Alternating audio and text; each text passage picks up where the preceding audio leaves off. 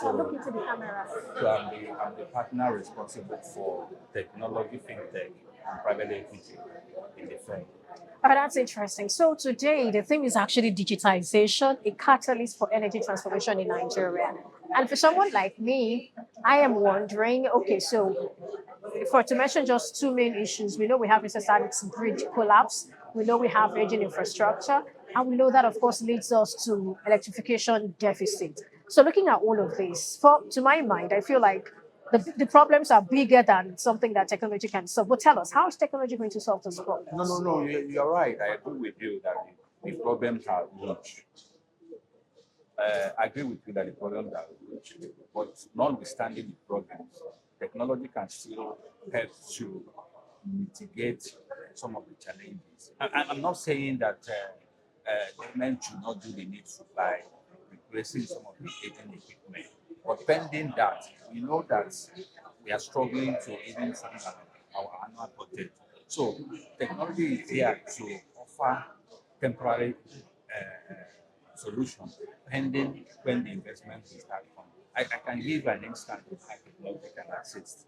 We know that we used to have frequent collapse of our national grid, but with technology like AI and Internet of Things, what they can do is with data, historical data about the transformers, the transmission line, and the substation being made available to to developers of AI solution.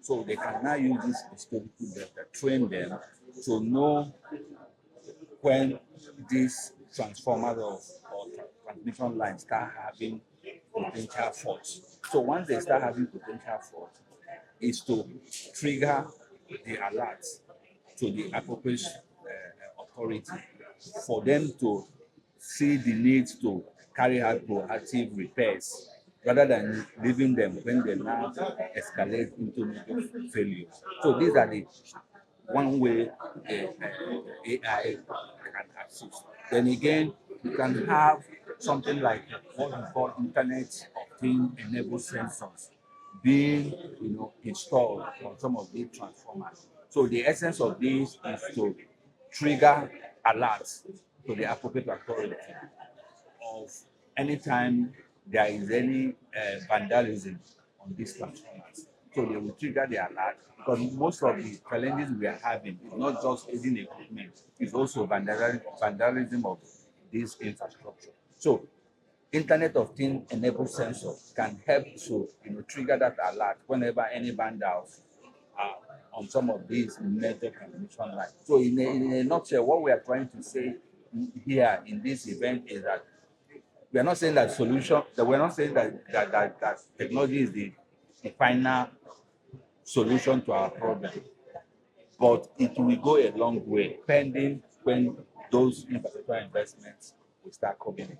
But isn't it capital intensive also? I mean, this technology we're trying to deploy. It's a capital intensive, but the way we can do it is we can do it on a scalable basis. So, we have three major value chains in our electric sector. You have the generation, you have the transmission, and you have the distribution. But where we are having challenges is basically on the transmission, which is where we are talking about the rates. So we can start the, the technology solution around the transmission line and we scale it to the distribution value chain. So it's not, I agree with you, it's capital intensive, but it's not government doing it alone. Government can bring private investors into it and incentivize them to invest. So what means is that government can give them cash incentives to invest. So in such way, we can be able to achieve what we are talking about.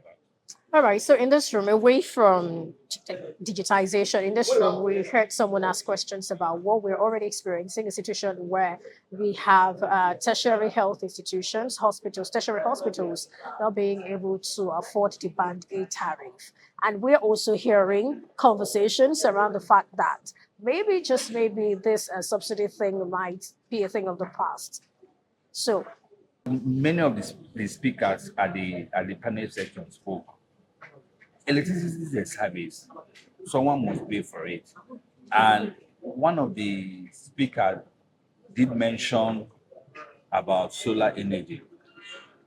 So for me, I think is something our health institution should start looking at, a way of getting themselves off the national grid by creating alternative energy sources for themselves. I think Lagos State have started doing that. Most of the general hospitals in Lagos State today are solar powered.